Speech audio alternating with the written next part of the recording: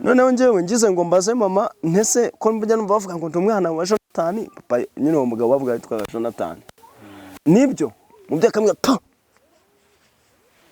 cecikaho ibyo ngibyo ntabwo mbikeneye kubyumva byarandubije kabisa ku buryo nabo niba ari ikintu cya mbere nabonye kirushya gutireta umukobwa ukamurongora ni ryo shuri rya mbere nabonye igihe nakubwira urabisi ko naje ari gukora ngwera nti njyewe ndashaka kunkora invitation mfite umugeni urumva ni impeta nari ntarayambara uyu nguyu nawe yarakiri iwabo shani ko bite mwana hano ugira umusore ugateta umukobwa ukagumiza mu nzira abandi baramujyana burya naje ukoresha invitation tumaranye amezi ni barangaye agera muri 7 dukundanye nka sheri kuko jewe gusa n'urukundo rwe yarumpaye byarananiranye ariko je namubwiraga nti Imana yari yarambwiye ngo umukobwa nzatunga agatoki izamuma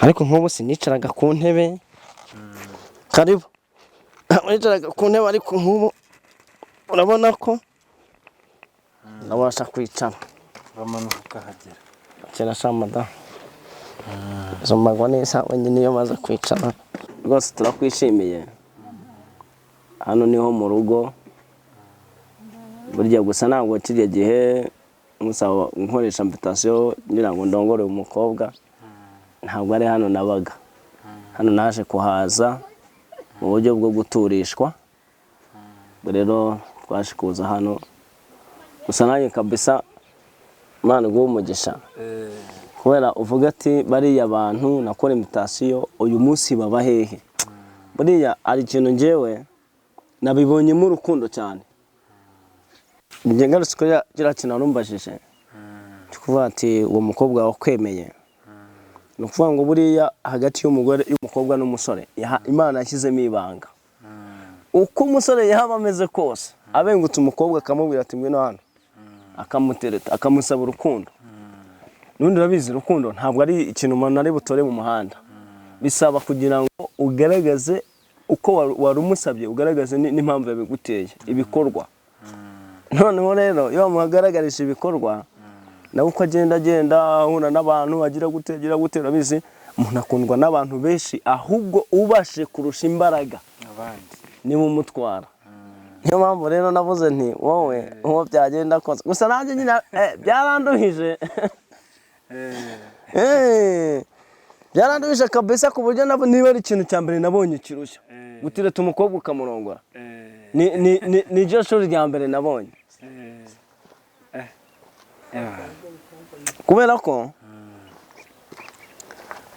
umukobwa iyo umuterese wahita kureba atyo ahita ahera ahangaha ku kirenge akureba akakumenura hejuru noneho njyewe yarebaga kagare ariko urabona nicaye mu kagare hano yarebaga akavuga ati kiragisorera ariko yareba amaguru ubu noneho amaguru yanabyibushye rwose singiye kubeshya ntabwo ari uko byari bimeze amaguru abonaga gutya ukabona ipantaro yashizemo nta kintu kirimo ariko namureba nkavuga nti rero uriya musozi uko byagenda kose ngomba kumurongora nanjye ndabyibuka umusaza nagiye kugisha inama mubwira nti njyewe kubaho ndi umusore ndumva binaniye yambwiye ati none se urashaka iki cyangwa ni ngenda shaka umugore aje nambwira ati ati natwe bazima batunaniye ati wasabye akawungu kirira wasabye akawungu kirira ikintu kijya kinshimisha nshimishwa niyo mbonye umuntu aje kunsura kuko njyewe nabayeho ngenda n'amaguru ariko nyuma nza gukora impanuka maze nkora impanuka mpubutse mu giti navunitse nakoze impanuka mfite imyaka 23 impanuka nakoze umva nyine njyewe nta babyeyi ngira ndifubye ndetse njye nakuze numva abantu mu muryango bavuga yuko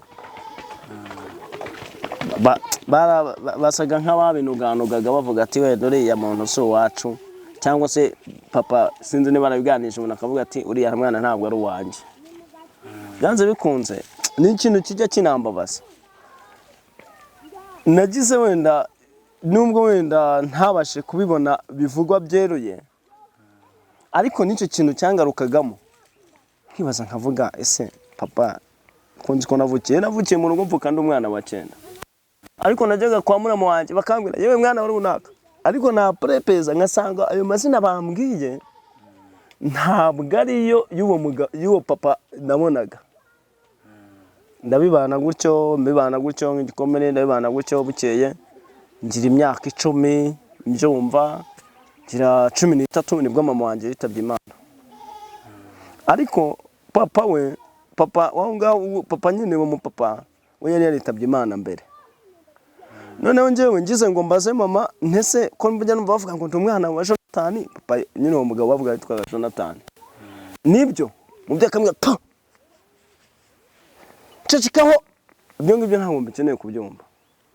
Nsa nk'umuntu uheze mu gihirahiro. Njyewe natangiye kunywa ibiyobyabwenge ndi umuntu ufite imyaka 17, kubera ko narebaga nkabona nta handi hantu nabariza nkanywa ibiyobyabwenge, inzoga za kanyanga, kugira ngo basi numve ko nshobora kumunyibagiza umubabaro.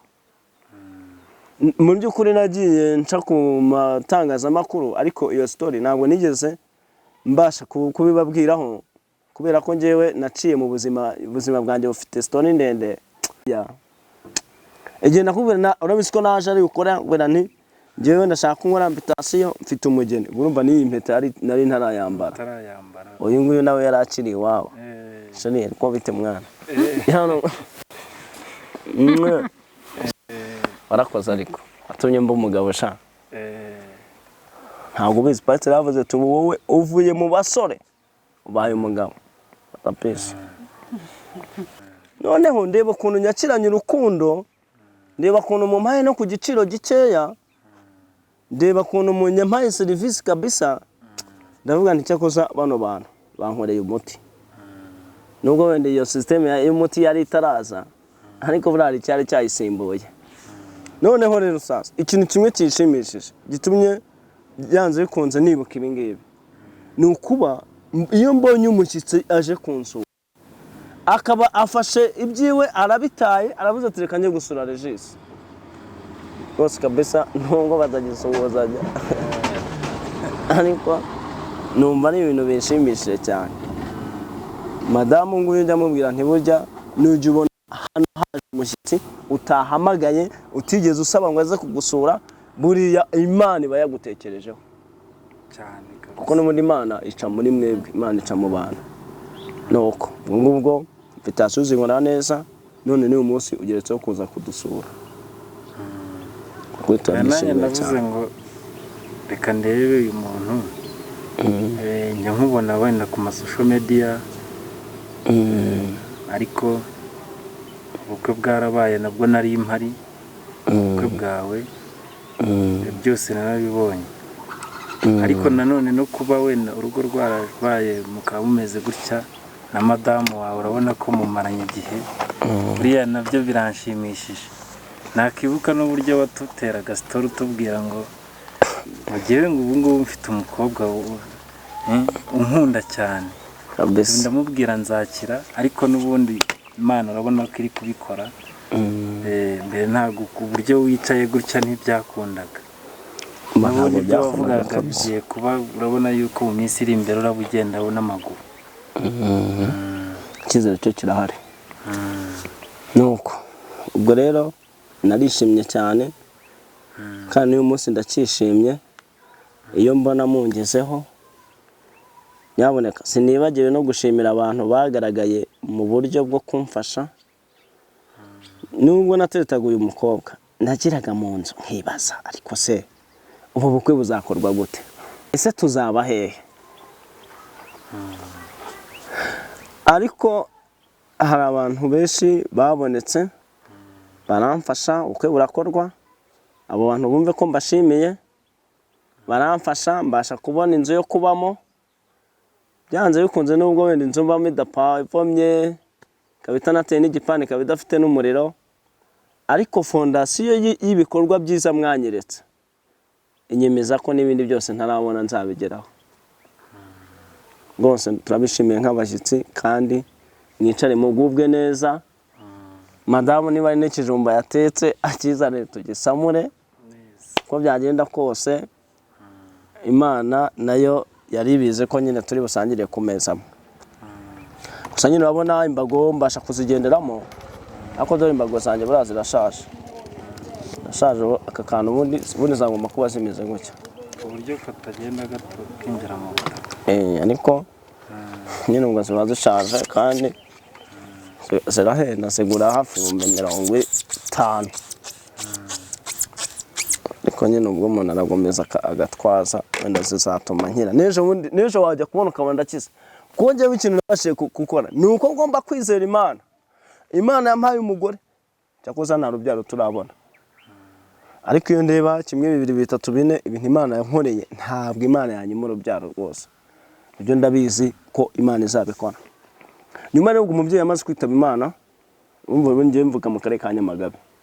Sanga umuntu wari wahagaritse kubivuga. Noneho nasigaranye n'abavandimwe.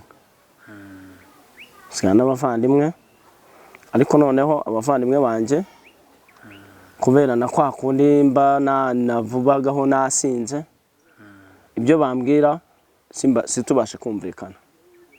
Bura mu by'ukuri ubona leta ibwira abantu ngo mwipime ibiyobyabwenge cyangwa mwibinywa, naje nanjye kubibonamo impamvu. Byanze bikunze bo bajyaga guhinga jewe singeyo, kubera ko bo babwiraga ati ibyo bitabunywa, ariko njyewe nkashaka kugira ngo nkore kugira ngo nze kuribona. Nari naragigishijwe n'umuntu w'umugabo arambwira ati iri tabi ujye urinywa, niba nagukubita kanyanga ugiye nawe gukubita ntabwo uzajya bimenya. Noneho ubwo rero ndangije biravukeye bivuye 2007, 2008, 2009, 2008 nibwo naje gukorana n'umuntu nkora ikiyedi, ntereza amabuye meza amadafari. Noneho umuntu arebye kuntu nkora, kubera ko nyine nkwaga mu mujyi narakoraga cyane, ariko noneho umuntu ankundira imirimo nakoze, ariko kwakira agakiza ubwo hari muri 2008. Noneho ubu nasheri wanjye twari tutaramenyana, kuko twamenyanye ejo muri 2018. Twamenyanye na 2018, ariko nayije ndavuga nti uko byagenda kose bugira umusore ugateta umukobwa ukagumiza mu nzira abandi baramujyana. Burya naje gukoresha invitation tumaranye amezi niba arangahe agera muri 7 dukundanye nka sheri, kuko jewe gusa n'urukundo rwe yarumpaye byarananiranye. Ariko je namubwiraga nti Imana yari yarambwiye ngo umukobwa nzatunga agatoki izamuma.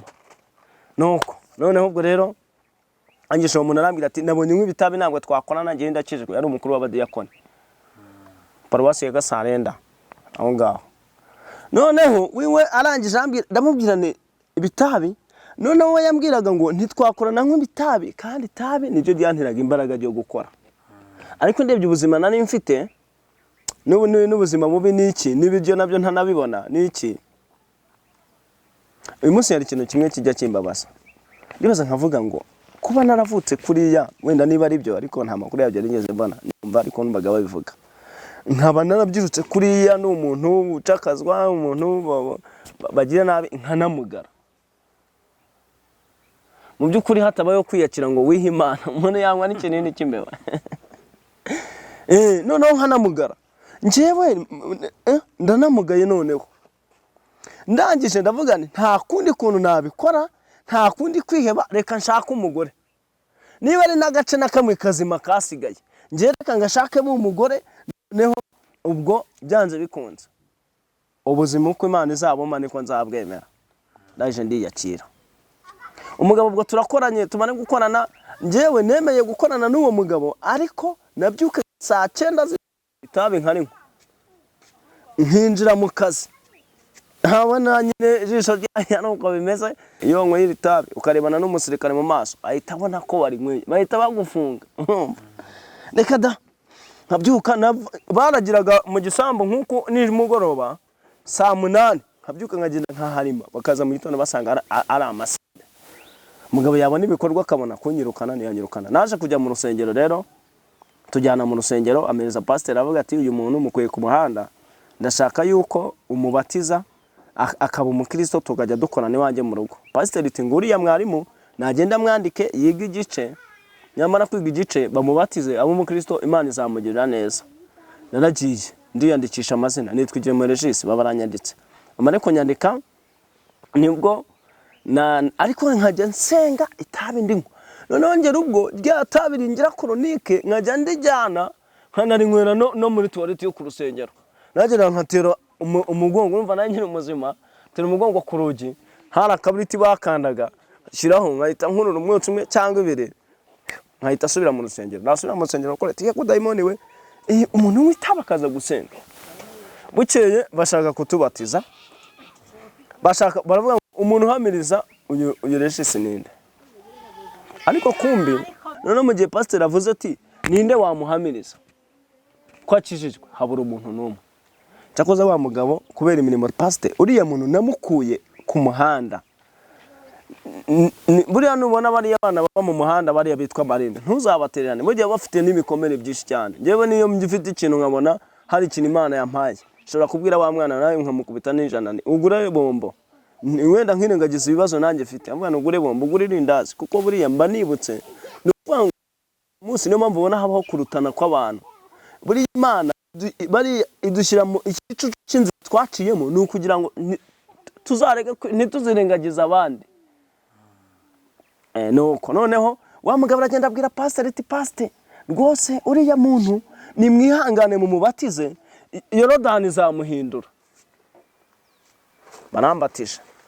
None bamaze kumbatiza njyewe bashize muri Yorodani mbona ni nkaho bashize mu muriro. Noneho mu gihe ndimo ndwana mvuga nti batashira muri uwo muriro waka, abapasiteri bo bakatsindagira bakavuga bumva ko Imana yambatije mu mwuka wera. Imana itimbatiza mu mwuka wera impano yo kuzajya sengera abandi bantu. Ariko je sinabimenya. Maze kutabimenya rero ntabwo twaragiye nyine cyakosa uwo mugabo yari yanguriye inkweto, yanguriye n'ishati sa neza nkuko nyine usa. Niba we noneho ubwo rero ndagiye bankoresheje umunsi mukuru. Bukeye anabatije ku itariki 24 z'ukwa 12 2008 kuri Noheli. Wa mugabo yafashe ndi kunywa itabi ati ye baba we ati ibintu Imana yagukoreye. Shariwe narabimubwiye ntabwo ari ibishyashya navuga ngo yanyanga. Nihangane nyine ni story y'ubuhamya bura nawe nitugwa umwanya uravuga nawe ndabizi ko bufite bwishe. Aho siko umuntu ubukonjera uwo muntu ndaje njye guhakeya kayo channel nakubonye muri yandaje mukanya. Nuko rero ndaje mukanya guhakeya. Nuko noneho amaze kufata ndi kunywa itabi yahise anyirukana ati mvira hangaha niba unywa itabi Imana yakubatije mu mwuka wera none utangiye kunywa itabi. Ahita anyirukana mpita ntaha. Hari yakiri uzambaraje za 50 nicyo cyane niyo yari varise y'uyu munsi niko kari akabag mpita nkubitamo ya myenda yose yampaye mpita subira hahandi. Subiye handi bambonye aravuga ati uragarutse ndaje. Noneho ubwo ndaje mbaye mu buzima bubi nkajya njya kuba muri famille kwa muramu wanje nkajyayo nkakora nyuma ejo tukazananiranwa nkasubira mu rugo boracana none nibwo none nkasubirayo ati uzagaruke nkasubirayo bukaca none tukananiranwa none nkasubira mu rugo iwacu mbaho mwubwo buzima bukeye. 2012 nibwo bamfashe banjyana Iwabo. Pani Iwabo nabaye yo nyine muri cyagiye nyine mu ngoro mu kigo cy'ingororamuco kubera ko Imana yari yantumyeho abahanuzi. Imana yantumyeho abahanuzi 12 ba mbere barambwira ngo kizwe nkorere nduwiteka nabonye akababaro kawe nzakugirira neza. Noneho ngiye sinabyumvaga buraca Imana ntumaho abandi bahanuzi 12 ubwo baba 24 uwiteka kizwe nkorere. Nahuraga n'umuntu mu muhanda pe akambwira ati Imana yambwiye ngo kizwe ugikorera. Ngamwe ngo nduwiteka kizwe nkorere nzakugirira neza. Nanone se abandi baje babona utangoneye ugenda n'amaguru uzankorera ufite ubumuga. Nukuvuga ngo iyo mpropose nkasanga ari byo abantu bahanuzi bambwiye sanga n'iyi mpanuka yaba yarabayeho mu buryo bwo kuba wenda naranze kumvira Imana, noneho Imana ikabivuga ati reka ace muri kiriya gikombe, wenda Imana abonaga ko nincara muri iki gikombe cy'umuga aribwo nzahura n'uyusheri wanjye tukabana nawe afite ubuhamya bwo ko yagize umugabo ugenda mu kagare ejo akazanakira, kuko murabona mwese ngenda n'imbago rimwe na rimwe mfata n'imbago nkahagarara nagenda nawe. Imana ashaka kumuha umugabo ugenda mu kagare kugira ngo Imana izabone igitangaza, nawe azabone igitangaza kuri we, wenda nawe azabyemerereho Imana. Uko rero ubwo mukeye rero mvuye Iwabo namaze imyaka 2, nagiye muri 12 ngaruka muri 2014 ku itariki enye. Umuntu wanyakiriye yahise anyakiza itabi ndongera ndarinyweye, maze kurinywa nibwo naje gutekereza ndavuga ni rero reka mbi Nyamagabe nigire mu Bugesera aho batanze bivuga ko barokore banze. Noneho ndaza ngeze ahantu muri Rwabusoro, muri Rwabusoro ndacumbika, maye ngombwa ko ncumbika, noneho nkora impanuka mpubutse mu giti cy'aba bandi bancumbikiye. Barancumbikiye buke bansaba serivisi zo kuburirira igiti cyabo, ndangije ngeze hejuru ngira isereri ndamanuka ndavunika umugongo, amaguru ahita bapararize, bahankuye bahaniruye. Waje kumvuza ahita njyana mu bitaro byo kuri ADPR, nyina wa ADPR bavuga ati no Arashaka. Ngeze Arashaka ubwo ibyabiri Arashaka byo ni yindi story ukwayo, kuko ho narahageze baravuga ngo ni ntanga 400 kuri Faisal, 400 arabura. Amaze kubura icyo gihe ni wacu hapfa inka, banze uwo mugabo warundwaje yari muramu wanje, arangije arababwira ati nimugurisha iyo nka mumuvuze tumuvuze, banga gutanga iyo nka. Bukeye inka irapfa imbera nkaho ibereye igitambo. Ni ibintu byabaye rwose, niyo wajyayo umva niyo hamagara kuri telefone babikubwira. Ngwanda muri Arashaka ndayije kuvuzwa nande se. Ewe nagendaga mvuzwa n'abantu bose babonetse. Hari igihe bitaro bireba bikabona uyu muntu n'umundi ntazabishyura, bagamushyira mu rutonde rw'abantu bambuye ibitaro ariko atari we, hazaboneka umuterankunga wishyura bakagenda bagasinya ibya Regis, nubwo naba ntagihari. Nibwo rero naje kugaruka mu bitaro bya ADPR, maze kugaruka mu bitaro bya ADPR ngiye namaze imyaka 5 ku gitanda, ntabasha kwihindukiza gucya, ntabasha no kwigarura gucya. Nibwo rero mu mwaka wa 5 ngira ngo nusuye imyaka 5, ngewe nibwo naje gutekereza ndavuga ntari ko Mana, ubu koko nta n'ubuzima na bukeya naba mfite. Bavandimwe banjye nabo nta muntu wigeze agira umutima wo kungeraho muri ubwo buzima bwose, muri ubwo burwayi bwo mu bitaro, bitewe n'iki Inyamagabe ni kure. Ubwo rero babonaga bakabona nta bushobozi bari bafite bwo kugira ngo bave Inyamagabe bangereho mu Bugesera aho narindi. Cyakoze bamwe bakumva ngo Regis yaravunitse, abandi bakumva ngo ariho, abandi bakumva ubu rwose n'abavandimwe banjye baziko napfuye. Ndetse ejo bundi nibwo nshaka kuvuga ngo njyane yo madamu n'ubu ngubu rwose muzanene n'inkunga, niba ari n'ufite imodoka muzantize sindamujyanayo kumugeza mu rugo iwacu, sinamujyanayo. Kandi reba dubanyashize imyaka iri hafi 3, uwa gatatu tugiye kuzatangira. Urumva n'abama basese kavukire yawe ni hese, abavandimwe ni hese, mbese urumva rero cyakoza nk'ubu ngubu mba nishimye iyo uvuze ati reka ufate n'ibikorwa byawe bisige uze kudusura. Gusa ni igikorwa cyiza nakishimiye cyane, tuzagushyigikirana aho tugereyo. Nuko cyane mudamukoze.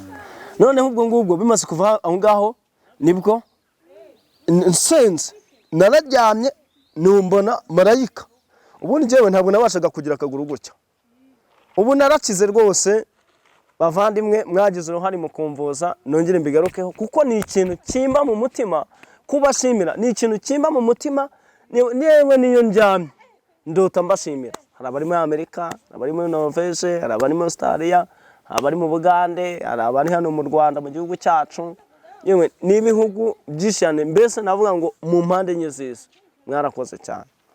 Nuko rero marayika araje akoze mu mugongo, muravanye mu mugongo urwaye akizemo umuzima mu nzozi. Inzozi rwose zibaho, ntimugashidikanye murarota ibintu bikaba. Mbona ingasire ziraje, arasatuye yavanyemo ingasire zirwaye shiramo inzima. Noneho sinabashaga kweguka, numva ndegutse ndicaye.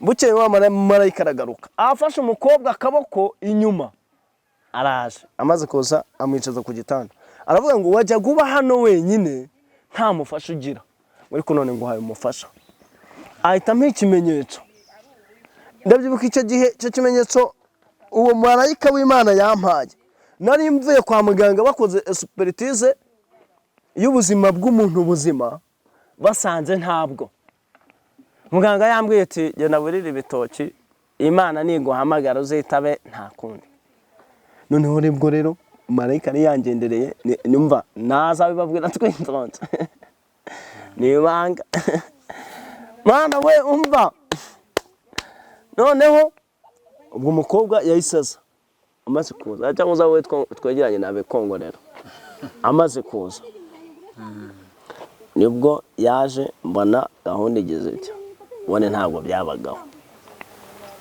uwo mwanya nyiri ndaho ngo gitana nahise mvuganiye uwo nindera ninde winjiranye icyo gitangaza umva araje bite ngiza yarashaje agemurira abarwayi nawe mubona ati rukundo yaga yemera ayo yakoreye akayaguramo ibitoki agateka kagemurira abarwayi kwa muganga mujye niho namuboneye noneho ubwo rero arashe ndamubwira nti ngwino arashe ndamubonye gahunda nyine umva muri yereka mubwire hari ikintu cyemeza mu mutima w'umuntu Imana undi umugore bavuga ari urubavu Imana yamukuyemo Imana yarisinzirije umugabo imuvana mu rubavu irangije ruremamo umugore niyo mpamvu ura kumukubita ajya kumugira nabi nabyo si byiza rwose abagabo tujye twihangana noneho rero musabye urukundo ariko musabye urukundo nawe ahita ndebera ku rutugu yibaza impamvu murigera mu kagare ibyo n'ibiki ntiyabanza kubyemera ariko njyewe nari mfite ikimenyetso marayika yampaye yuko ari we urumva kuko nahuraga n'abandi n'abaganga barazaga abastajeri n'ibiki nakashwe umutima ntubakunde naho rubavu rwanjye gira hano bebe rubavu rwanjye rwari rutaraza nyegera sako nawo wagiye ku ruhande humura ubuse nkuramiye hano ubonera umugabo rero muri yo ntakuramira ubuguye kubera ko nawe urumva ni yaranshyizemo ihurizo nibwo nahise nsohoka aho ngaho maze gusohoka mu bitaro ndagenda afata gato inzu ya 5 icyo gihe nyine naha mu Bugesera inzu za 5 icyo gihe zari zikiboneka nuko fata inzu uteganya ko amafaranga yo kwishyura uzayakura oya ibyo ngibyo ntabwo byandebaga ibyo amafaranga yo kwishyura mba nabwiraga nyine nayo kubwira nyine inzu nti rwose nayo mfite kandi abona ameze gutya nayo mfite bukeye arambwira ati buriya rero nubwo wambonye naha mu Bugesera ntabwo ari iwacu ni mu karere ka Ngororero unyuze Gitarama yababa we muri njyewe numva neza noneho urukundo rukambira kumukunda ariko nareba bari bacinterura kugira ngo bashyire mu modoka izi mbaraga zo kwicara ku ntebe zari zitaraza ariko ubona ko uyu munsi n'umupira nawo ukina basket cyangwa na hende nagira ngo cyane byose nabizana dore najya none ubwo rero ari jambo ati ni mu kari kangororero nkibaza kuntu nzagerayo kwa rukunero bagashyira mu modoka ndetse n'akagare nkibaza uko ariko nabwana oya nese ari ndimi bivuga ngo mva munera nkubwiza ukuri ndabona urukundo rutsendwa ndarayi gashaje mfata washa ose wowe ufata wari go komana shele ko wawe komana no we ha amaka mbifasa nuko none ubwo rero haje nji Iwabo ahita nkorera umuti arambwira ati iwacu hari abana bazigira gukomezwa kandi hazaba ibirori ntiwazaza mu icyo kirori ko ari utazabona amafaranga yo gukoresha ikirori waje kugera mu rugo iwacu noneho ko n'abantu bazaba bahari ukinjirira muri icyo kirori ndamubwira nti nzaza hajya hari kutekereza ingahe vuga cya akoze jumwera neza. 23 z'ukwa 11. Hajya byagenze gute mpageze? Nihariye n'ijambo nawe vuga.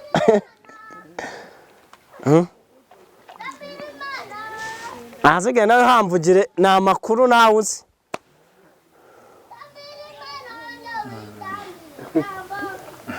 Ubone tugiye guhaguruka hasi. Ariko abanza ukabivuga ukahaguruka. Ubwo rero nyine wenda gahunda yo kubabwira uko nagiye aho ngaho byo ntibikunze. Kubera n'umwanya nawo bari mukeya rwose, ariko turi kumwe ndabakunda. Nukuri nawe wakoze cyane. Sohorize n'abandi nanjye mbonye ko niyongere mu muryango wawe. Kandi nukuri ndabyishimiye cyane. Ubwo rero urebye uko bimeze uyu munsi hari ibintu njya ntekereza nkavuga ntibyibura bimaranye n'igihe urumva kuva narongoreye umugore wanjye ashize imyaka 2. Njya nibaza ese nk'ubu iwacu ntahazi, ese nzabana n'umugore gute utazi iwacu? Singaya ko mutamfashije, ariko ubushobozi uyu munsi bubasha kujyayo ntawe uhari pe. Twakeneye imodoka, urumva sinzanagenda njyenyine, nzareba abandi basaza tujyana. Wenda dushobora kugenda turi nk'abantu wenda nka kwasiteri y'abantu, cyangwa se wenda tagisi, cyangwa se wenda ko byagenda kose. Keneye imodoka, keneye, urumva sinzagenda ngo tubure no kunywa n'agafata. Rwose bavandimwe, inshuti, nagira ngo ari nk'umuntu wumva yagira umutima akazaza akamfasha tukabasha kugerayo nkamujyanayo. Nabo urabona niyo mpamvu yanacece, turabona ko nawe byamubabaje. Kandi ko kurabona nawe umuntu nta kavukanye ntarayibona, ahora mbaze se iwanyu ni hehe, nanjye navuga nti tuzajyaneyo. N'uburwayi bwanjye nabwo bukaba buranze, ariko nkaba mbasaba inkunga n'ubufasha ubwo ari bwo bwose mwabona kugira ngo mbashe kuba namujyanayo, cyane yuko abo Nyamagabe baziko napfuye, nanjye mba nahakumbuye ariko nkabura uko mbigenza. Kindi nanone urabona inzu turimo ni ibyondo, ntabwo iteye isima, nta sima iteye ku bikuta by'igipande, ntipavomye. Nanone cyakuza nabashe gukora tuwarete igendanye n'ubumuga mfite, ariko ntabwo ndabona ibiyuzuza. Ibyo nabyo nibyo nabasaba ubufasha rwose. Mwumve yuko mbiyambaje nk'umuhungu wanyu n'ubundi musanzwe mufasha muri byinshi nagiye mbona. Imana ibaha umugisha, kubera ko nishimiye ko byanze bikunze nzi ko ari nisanga mu bitekerezo byanyu, nisanga mu rukundo munyereka, kandi nzi ko nisanga n'ubundi ndabizi ko ntacyo mwanyuma mugifite pe. Imana rero ibaha umugisha, murakoze cyane. Nawe urakoze cyane ku kiganiro tugiranye, kandi natwe muri icyo gitekerezo ufite cyo kujya n'iwanyu bakabona uburyo usigaye umeze, kutanapfuye kukiriho, tuzagushyigikira. Ukuri murakoze cyane, kuko mu by'ukuri ari ahantu ubonye impungenge yaho igare ntirihaca, imbago zishobora kunyerera ntarakomeramo mu ngasire z'amavi, ugasanga bibaye ikibazo. Ariko urabona nabwo ni ibintu umuntu aba atwara gake gake, kubera natwe abantu bafite ubumuga tugomba korora rwose. Iyi hene bayiduhaye muri orora munyarwanda, kugira ngo twese tworore. Urumva rero iyo byanze bikunze twarishimye cyane, kandi urabona ko baranatwubakiye. Nibazaga ukuntu nzabaho n'umugore ngenda mu kagare nta cumbi ryo kubamo, rwose numvaga ari ibintu bitazanyohera cyane, ariko byarakunze.